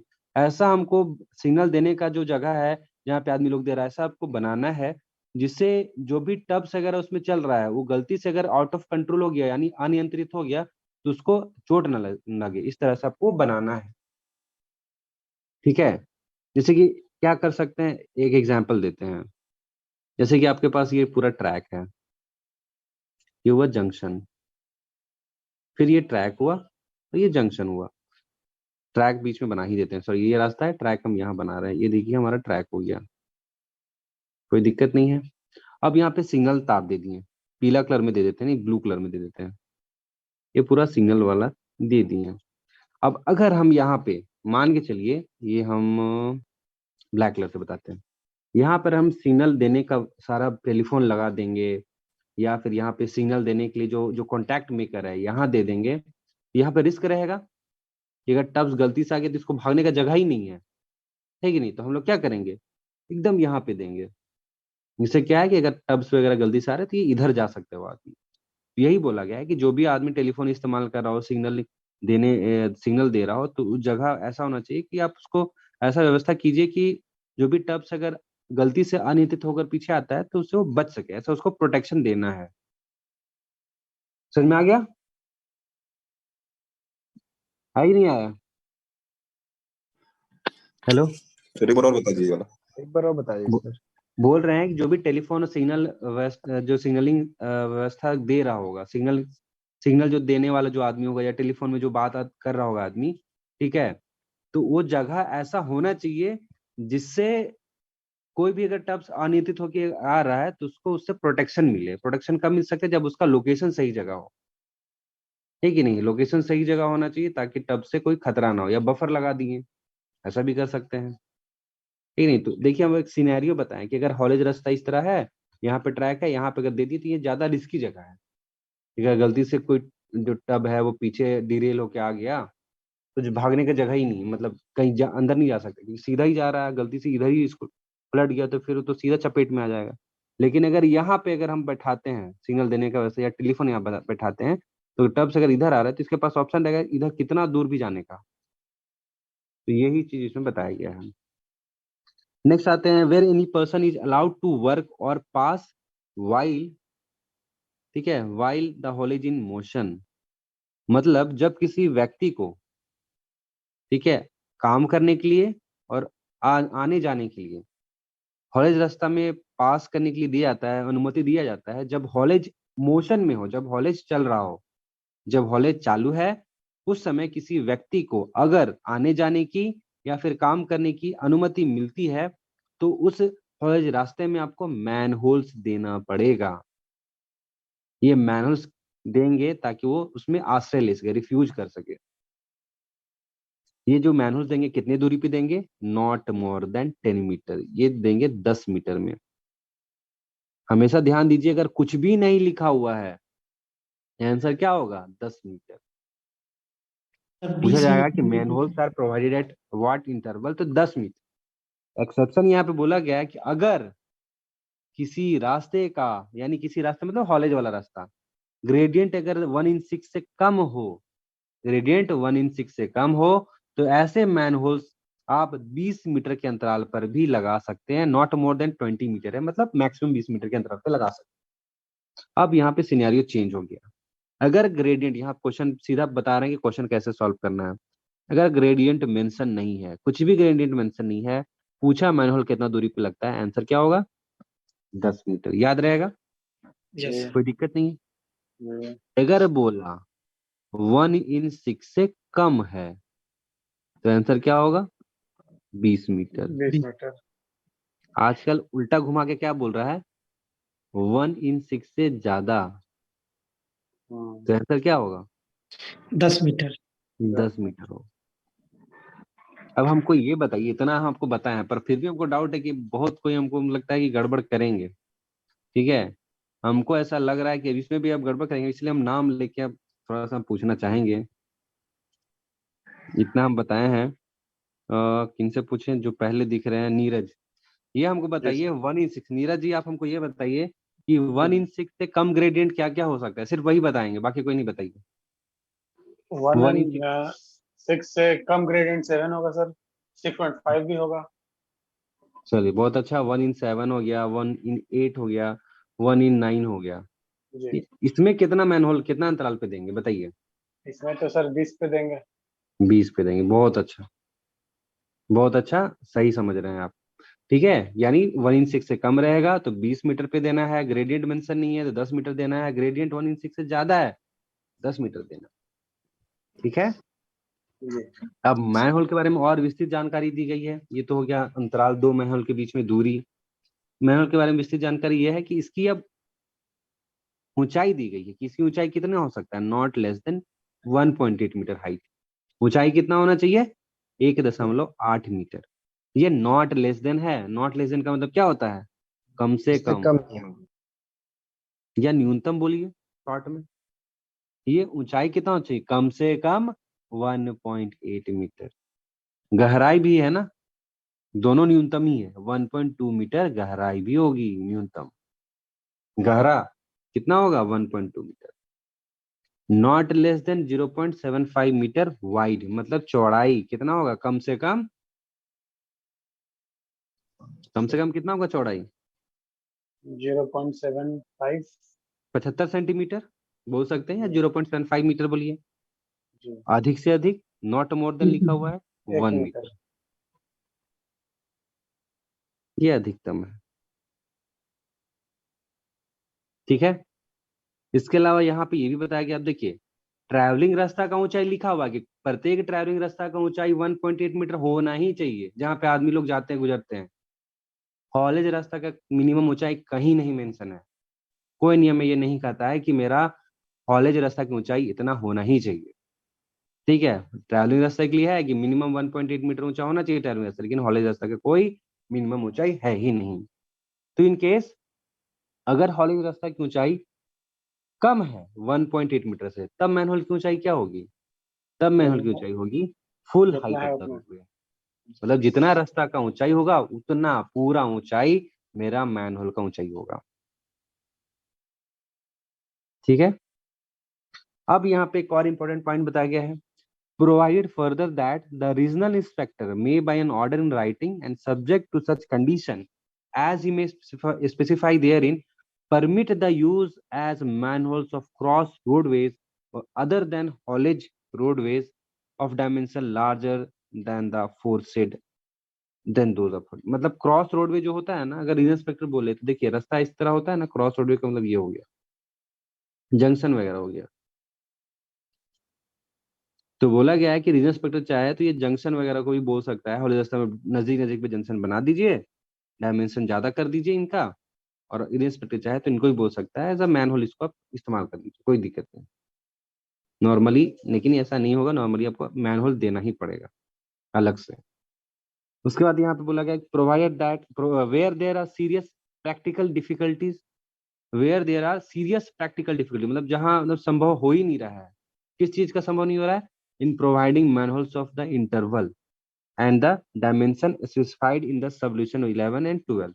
The regional inspector may, by an order in writing and subject to such condition as he may specify therein, permit manholes to be a greater intervals or of other dimension. बोला गया है कि अब ऐसा रास्ता ही है, ऐसा जगह मतलब ऐसा संभव है ही नहीं कि मैनहोल उस अंतराल पे दे, उस अंतराल पे मतलब 10 मीटर के अंतराल पे और 20 मीटर के अंतराल पे, 20 मीटर पता है 1/6 पे, और उसके डायमेंशन जो बताए 0.75 से लेके 1 मीटर चौड़ा, 1.2 मीटर गहरा और 1.8 मीटर ऊंचा, ये डायमेंशन का यानी इतना जो इसका डायमेंशन होना चाहिए मैनहोल का वो नहीं दे पा रहे हैं, मैनुअल अंतराल नहीं दे पा रहे हैं 10 मीटर का या 20 मीटर का, ये संभव है ही नहीं, सीरियस प्रैक्टिकल डिफिकल्टीज है, मतलब बहुत कठिन है कि अब नहीं दे पा रहे हैं। तो रीजन इंस्पेक्टर ना आपको अनुमति दे सकता है कि आप अधिक अंतराल पर भी, यानी 10-20 जो है ना वो 40-50 मीटर के अंतराल पर भी आप मैनुअल रख सकते हैं, और दूसरा डायमेंशन का भी रख सकते हैं। दूसरा डायमेंशन का मतलब जैसे हाइट बोला मिनिमम 1.8 तो 1.4 रख दीजिए, विथ बोला 0.75 तो 0.5 कर दीजिए, तो डायमेंशन चेंज करा सकते हैं और अंतराल मैनुअल का भी चेंज करा सकते हैं इंस्पेक्टर चाहे तो। कब? जब वहां पे सीरियस प्रैक्टिकल डिफिकल्टीज होगी, यहाँ पे मतलब संभव नहीं है कि आप मैनुअल उतना अंतराल पे दे पाए, उतना डायमेंशन का दे पाए, तब वो रीजन इंस्पेक्टर डिसाइड करेंगे और राइटिंग में लिख के देंगे, तभी आप ऐसा कर सकते हैं। इसके अलावा और जानिए, मैनुअल को हमेशा साफ सुथरा रखा जाएगा, kept clean and clear of obstruction, मतलब साफ रखना है, एंड क्लियर ऑफ ऑब्स्ट्रक्शन का मतलब है बाधा रहित, ऐसा नहीं कि मैनुअल में जाके रूप बोल्ट डाल के रख दिए तो बाधा कर दिए ना आप, इसमें लिखा हुआ है क्लियर ऑफ ऑब्स्ट्रक्शन, इसका मतलब कोई बाधा नहीं होना चाहिए इसमें। ऐसा बहुत देखा गया है कि मैनुअल में जाके रख दिया है रूप बोल्ट, कोई रख दिया है बेयरिंग प्लेट, कोई रख दिया है बालू वालू कुछ भी रख दिया है, तो ये क्या हुआ? ऑब्स्ट्रक्शन आप डाल दिए, बाधा डाल दी मैनुअल में, ये नहीं रखना है। मैनुअल को हमेशा साफ रखना है, बाधा रहित रखना है, और उसको ना व्हाइट वॉश करना है, पोचाड़ा करना, अंदर भी, अंदर तो आप करेंगे ही जितना 1.2 मीटर गहरा है, प्लस बाहर भी करना है कितने मीटर के रेडियस पे?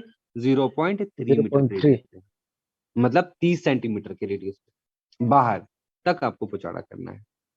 और जहां तक संभव हो कोशिश कीजिए कि मैन होल एक ही दिशा में दीजिए, एक ही डायरेक्शन में, एक ही साइड में दीजिए। ऐसा नहीं होना चाहिए कि मैन होल आप एक दे दिए यहाँ पे, एक मैन होल दे दिए यहाँ पे, एक मैन होल यहाँ पे, ये अलग अलग दिशा में ना, एक साइड में नहीं है। कोशिश कीजिए कि एक ही साइड में मैन होल हो, जैसे कि इधर है तो इधर ही दे रहे हैं सब, ये बोला कि एक ही साइड में, नहीं तो पता चला इधर भी दे दिए हैं यहाँ में नहीं दिए हैं, तो आदमी अगर मान के चले टब अगर टूट के गिरा तो उसको पता ही नहीं इधर जाना है, सोचने में आधा समय लग जाएगा, पता चला एक्सीडेंट हो गया। एक साइड में रहेगा तो एक डायरेक्शन में चल रहा है तो उसको ज्यादा सुविधा होगा उसमें डिसीजन लेने में। चलिए अब आते हैं except where haulage is affected by means of endless rope or chain. Accept बोला गया है मतलब छोड़ के, जहां हॉलेज एंडलेस रोप यानी एंडलेस रोप हॉलेज की बात की जा रही है, एंडलेस रोप हॉलेज छोड़ के बाकी जब भी हॉलेज रस्सा मोशन में होगा, मतलब जब हॉलेज रस्सा चल रहा होगा, every person on the haulage roadway shall take shelter in the manhole. Endless rope haulage को छोड़कर बाकी सभी अवस्थाओं में जब भी हॉलेज रस्सा चल रहा होगा, मोशन में होगा, तो सभी लोग जो हॉलेज रास्ते में होंगे वो सभी के सभी आश्रय ले लेंगे मैनहोल में। एंडलेस रोप हॉलेज में अगर जब हॉलेज चल रहा है तो जरूरी नहीं है वहां पे आश्रय लेना, स्पीड काफी कम होता है, लेवल ग्रेडियंट होता है, दिक्कत ज्यादा वहां नहीं है। फिर आइए मैनेजर, बोला गया कि मैनेजर राइटिंग में बोला गया कि manager shall by an order in writing in respect of every haulage road or roadway fix the maximum number of loaded और empty tubs to be coupled together to run as set of train. A notice specifying the number the tubs of fixed shall be posted permanently at the top and all regular stopping places of the haulage roadway or roadway। ठीक है, मतलब manager जो है प्रत्येक haulage रास्ते की एक time में एक सेट में कितना भरा हुआ टब्स लेके जा सकते हैं, कितना खाली हुआ टब्स एक साथ लेके जा सकते हैं, वो फिक्स कर सकते हैं। और ऐसा इसका नोटिस कि मैनेजर बताए हैं कि एक बार में भरा हुआ टब्स 10 जा सकता है और खाली वाला टब्स 15 जा सकता है। ये लिखित में कहाँ कहाँ चिपका के रखना है, टॉप में, इंक्लाइन के टॉप में या शाफ्ट के टॉप में, और जहां जहां टब्स रुकती है, जहां जहां टब्स रुकती है वहां पर भी आपको ये सब चिपका के रखना है, और टॉप में भी। टॉप का मतलब जो भी आपका हॉलेज रास्ता होगा, इंक्लाइन अगर है तो वहां उसके टॉप में भी, या फिर सरफेस में भी जो टॉप रहता है वहां पर भी आपको चिपका के रखना है कि मैनेजर बोला है कि लोडेड टब्स एक बार में 10 जाएगा, एम्प्टी 15 जाएगा। वो माइंड टू माइंड वैरी कर सकता है डिपेंडिंग कि हॉलेज इंजन का कैपेसिटी कितना है, ग्रेडियंट कितना है, ये सारा कुछ इस पे निर्भर करता है। पर तय कौन करेगा, ये फिक्स है, याद कर लीजिए, मैनेजर तय करेगा। मैनेजर अभी तक दो चीज तय कर चुका है, एक तो एक बार में भरा हुआ टब्स कितना जा सकता है, खाली टब्स कितना जा सकता है, और एक बार में एक एज में कितना आदमी जा सकता है। और ये भी हम लोग डिस्कस कर लिए थे एक्सप्लोसिव में कि रिजर्व स्टेशन कहाँ लगाना है, ये भी कौन तय कर रहे हैं, मैनेजर कर रहे हैं। अब आते हैं next regulation, next sub regulation में 18 में, at all places where tubs are coupled और अनकपल्ड, ऐसा सभी स्थानों पे जहां पे टब्स को खोला जाता है या जोड़ा जाता है, there shall be a clear space of not less than 1 metre. जहां पे टब्स को खोला जाता है और जोड़ा जाता है वहां पर टब्स और उस रास्ते का एक साइड के बीच दूरी 1 मीटर कम से कम रखना है। और जहां दो ट्रैक्स है किसी रास्ते में, तो दोनों ट्रैक्स के बीच कम से कम आपको 1 मीटर का गैप रखना ही है। समझ रहे हैं ना क्या बोल रहे हैं? जैसे कि एक कोई रास्ता है इस तरह से, और यहाँ पे आपका हॉलेज रोडवे है कुछ इस तरह से, या कुछ ऐसा भी हो सकता है कि एक ऐसा रास्ता है ज्यादा चौड़ा है, दो दो हॉलेज दो दो ट्रैक्स लगे हुए हैं, एक ऐसा ट्रैक और एक ऐसा ट्रैक।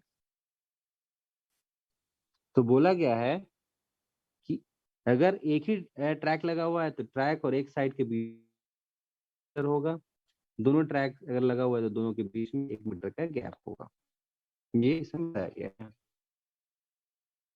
19 पॉइंट बोला गया है कि अगर कोई रास्ता या फेस हॉलेज ट्रैक के सीधे में पड़ता हो जिससे लोग, ठीक है, को खतरा हो सकता है, टब्स का रनवे से टब अनियंत्रित होकर आ रहा है उसको, उससे तो स्ट्रॉन्ग बफर दिया जाएगा to prevent such danger shall be provided and maintain.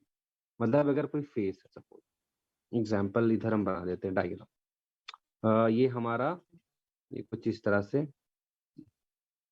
Haulage track बना रहे हैं ना, पहले हम चलिए ये हॉलेज ट्रैक बना दिए, ये हॉलेज रास्ता है और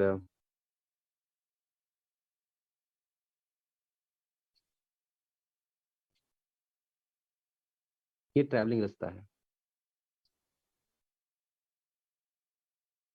ये हॉलेज ट्रैक हो गया।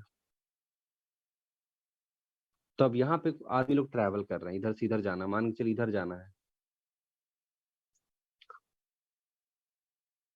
तो देख रहे हैं ये आदमी सीध में हो रहा है ना, इधर से टब कोई आ रहा होगा तो इसके सीध में पड़ सकता है कि नहीं पड़ सकता है, खतरा हो सकता है, चोट लग सकता है। इसी के लिए बोला है कि जब ऐसा हो कि आपका जो फेस है या कोई रास्ता है वो हॉलेज लाइन के सीध में पड़े, तो इसमें हमको क्या लगा देना है, बफर। यहाँ लगा देंगे क्या, बफर। बफर का मतलब एक तरह का फाटक होता है जो रोक देगा वहीं टब्स को, आराम से आदमी लोग चला जाएगा। ठीक है,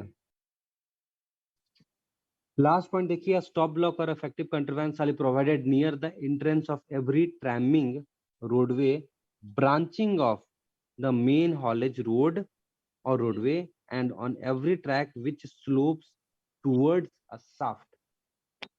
बोला गया है कि एक स्टॉप ब्लॉक दिया जाएगा जी, कहाँ दिया जाएगा वो थोड़ा सा जान लेते हैं। बोला गया है कि near the entrance of every tramming roadway branching off the main haulage roadway. कोई मेन हॉलेज रास्ता होगा जैसे ब्रांच बना हुआ है, ट्रेनिंग है। रास्ता बोलते हैं किसको?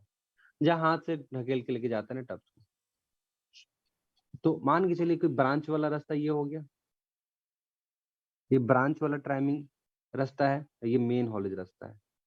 तो जब यहाँ से यहाँ टब होगा, इसको ढकेल के इधर लेके जाएंगे, ट्रैमिंग करेंगे, तो बोला गया है कि entrance of every tramming roadway, मतलब यहाँ पे आपको एक स्टॉप ब्लॉक देना पड़ेगा। अब इसके अलावा और कहाँ देना पड़ेगा? Every track which slopes towards the staff, मतलब कोई पिट बॉटम है, पिट बॉटम नहीं, पिट टॉप के बारे में बोल रहा है। देखिए कोई साफ्ट हुआ सरफेस में, ठीक है, ये साफ्ट हुआ ना। अब कोई ऐसा रास्ता है जो इस तरह से जाता है, ढाल है इसका इस तरह से, तो इधर टब्स वगैरह जा रहा है। तो बोला गया है कि every track which slopes towards, यहाँ पर भी आपको देना पड़ेगा स्टॉप ब्लॉक। वैसा प्रत्येक ट्रैक जो साफ्ट की तरफ उसका ढाल है, तो वहां पे भी देना पड़ेगा स्टॉप ब्लॉक। और अगर कोई ट्रैमिंग रोडवे है जो मेन हॉलेज रास्ता से ब्रांचिंग करके निकल रहा है, तो ट्रैमिंग रास्ता का प्रवेश के पास भी आपको देना पड़ेगा स्टॉप ब्लॉक। ठीक है, काफी लंबा रेगुलेशन था, पूरा सेशन ही खत्म हो गया। सर जो इंक्लाइन जो स्टॉप ब्लॉक देते हैं और ब्रांचिंग में भी देंगे, अगर ब्रांचिंग होगा तो? ब्रांचिंग कहाँ, जहाँ ट्रैमिंग कर रहे हैं मैनुअली वहां, ठीक है। इंक्लाइन के टॉप पे तो देते ही देते हैं कम से कम, बस ब्रांचिंग जहाँ पे हो रहा है, जहाँ पे हम लोग मैनुअली ट्रैमिंग करेंगे, तो वहां पे भी आपको देना पड़ेगा। याद हो सर जाएगा यहाँ पे। हाँ, एक बार 16 पॉइंट से दोबारा बताइए ना, 16 पॉइंट, 16 16 नंबर। पॉइंट। जी 16 पॉइंट में यही बताया गया है कि इनलेस रोप हॉलेज को छोड़कर बाकी सभी हॉलेज रोप, जब हॉलेज सिस्टम जब चल रहा होगा, तो अगर हॉलेज रस्सा रस्सा का मतलब रोप अगर चालू है, तो सभी लोग मैनहोल पे आश्रय ले लेंगे। मतलब जहाँ पे इनलेस रोप हॉलेज है ना, यहाँ लिखा हुआ haulage is affected by endless rope or chain, इसको एक्सेप्ट बोला है, मतलब छोड़ के। तो कैसा, कौन सा ऐसा हॉलेज रहता है जिसमें एंडलेस रोप होता है? एंडलेस रोप हॉलेज में एंडलेस रोप होता है, तो उसको छोड़ देना है। उसको छोड़ के बाकी कोई सा भी हॉलेज सिस्टम में जब भी हॉलेज रस्सा चालू हो, चल रहा हो, उस समय सभी व्यक्ति जो हॉलेज रास्ता में होंगे, वो सभी के सभी मैनहोल में आश्रय लेंगे। ये बता रहा हूँ, ठीक है। इंडलेस को छोड़ के सर, मतलब इंडलेस को छोड़ के मतलब? हाँ, अब इतना सारा लंबा रेगुलेशन है, फटाफट जो हमको इंपॉर्टेंट लग रहा है वो हम बताएंगे। ठीक है, सब तो याद करना सही है, पर ठीक है, नहीं याद होगा तब भी कोई दिक्कत नहीं, एटलीस्ट वो सब चीज याद कर लीजिए। याद हमें से ये करना है कि स्टॉप ब्लॉक कहाँ देना है, पिट टॉप, सॉरी इंक्लाइंड के टॉप पे देना है। काम रहेगा to arrest tubs from running और मूविंग आउट ऑफ कंट्रोल, अनियंत्रित टब को भागने से, दौड़ने से रोकने के लिए। अब जो स्टॉप ब्लॉक दिया गया है पहला वाला, उसके नीचे देना है कम से कम एक रनवे स्विच, और दोनों के बीच में दूरी क्या होगा? एक सेट ऑफ टब से ज्यादा। अधिकतम दूरी क्या होगा? एक set of tub plus 10 metre. उसके बाद आ जाइए नेक्स्ट पॉइंट में, जो इंपॉर्टेंट हमको लग रहा है वो ये है कि जो भी ऊपर जाने वाला टब है, असेंडिंग टब याद कीजिए हमेशा, ऊपर जाने में असेंडिंग बोलिए, इंग्लिश में बोलते जाइए, वर्ड्स इजी आ जाएगा। जो भी असेंडिंग टब्स होगा, जो ऊपर जाने वाला टब्स होगा या लूज होगा पूरा, उसके सबसे लास्ट टब में आपको बैक स्टे या फिर ड्रैग डालना है। किस लिए? ताकि बैकवर्ड रनवे को आप रोक सके, यानी रनिंग बैक जो है ना टब्स का, उसको रोक सके, उसके लिए अब देते हैं। अगर आप बात करते हैं एंडलेस रोप हॉलेज की, तो वहां पर देते हैं हम लोग बैक कैच, जिसको रेगुलेशन में क्या बोला गया है? Automatic catch. रीजनल इंस्पेक्टर इसको छोड़ दिए, नहीं पूछा जाएगा। सेफ्टी हुक और जैज रेल का काम जो है वो फॉरवर्ड डायरेक्शन में रनवे को रोकना है, यानी फॉरवर्ड रनवे को कौन रोकेगा? Safety hook and jazz rail. Tub reader देना है 250 मीटर के अंतराल पे। जब भी हॉलेज रास्ता का जो लंबाई है वो 30 मीटर से ज्यादा हो जाता है, तो आपको देना है सिग्नल देने की व्यवस्था। कोड ऑफ सिग्नल याद कर लीजिए। 1 का मतलब होता है जब इंजन चालू है तो रोकना, 2 का मतलब होता है नीचे करना, लोअर करना, 3 का मतलब होता है स्टार्ट करना, इंजन चालू करना जब बंद हो, 4 का मतलब है ऊपर हाविस करना, रेज करना धीरे धीरे। उसके बाद इंपॉर्टेंट है कि जब भी आपका कन्वेयर रास्ता की लंबाई या हॉलेज रास्ता की लंबाई 300 मीटर से ज्यादा हो जाती है तो आपको टेलीफोनिक कम्युनिकेशन सिस्टम देना ही पड़ता है। और अगर आप टेलीफोन या इलेक्ट्रिकल सिग्नल वाला सिस्टम लगा रहे हैं तो आपको 30 वोल्ट से ज्यादा उसमें करंट नहीं देना है। प्लस अगर आप सेकेंड और थर्ड डिग्री माइंस में टेलीफोन या फिर सिग्नलिंग सिस्टम इस्तेमाल कर रहे हैं तो वो सब होना चाहिए इंट्रिंसिकली सेफ। इसके अलावा मैनहोल्स के बारे में बताया गया है कि मैनहोल का जो दूरी होगा, 2 मैनहोल के बीच में अधिकतम दूरी वो 10 मीटर होगा। अगर ग्रेडियंट 1/6 से ज्यादा है तब भी 10 मीटर होगा। अगर ग्रेडियंट 1/6 से कम है तब 20 मीटर होगा। ऊंचाई मैनहोल का 1.8 मीटर होगा या फिर हॉलेज रास्ता की ऊंचाई, दोनों में से जो अधिक आए उतना होना चाहिए हॉलेज रास्ता की ऊंचाई। गहराई की बात करें तो 1.2 मीटर गहरा होना चाहिए कम से कम। चौड़ाई की बात करें तो कम से कम चौड़ा 75 सेंटीमीटर और अधिकतम चौड़ाई कितना होना चाहिए, 1 मीटर। इसके अलावा यहाँ पे बोला गया कि पोचाड़ा करके रखना है आपको मैनुअल का, अंदर और बाहर। अंदर तो पूरा करना ही करना है, बाहर करना है 0.3 मीटर के रेडियस तक। इसके अलावा मैनेजर तय करते हैं कि एक सेट ऑफ टब में कितना भरा हुआ गाड़ी, कितना खाली हुआ गाड़ी जो है वो जाए। जहाँ पे वैसे प्रत्येक स्थानों पे जहाँ पे टब को खोला जाता है, जोड़ा जाता है, वहां पर ट्रैक और ट्रैक मत बोलिए, टब्स और किसी रास्ते, उस रास्ते का एक साइड के बीच में दूरी 1 मीटर होना चाहिए। 2 बगल ट्रैक्स के बीच में जो दूरी है वो 1 मीटर होना चाहिए। जब कोई रास्ता या फेस किसी हॉलेज ट्रैक के सीध में आता हो तो वहां पे आपको देना है बफर। ये हो गया आज से कंप्लीट सेशन। काफी ज्यादा समय लग गया आज का पूरा सेशन कंप्लीट करने के लिए, तो सेशन यहीं पे समाप्त हुआ।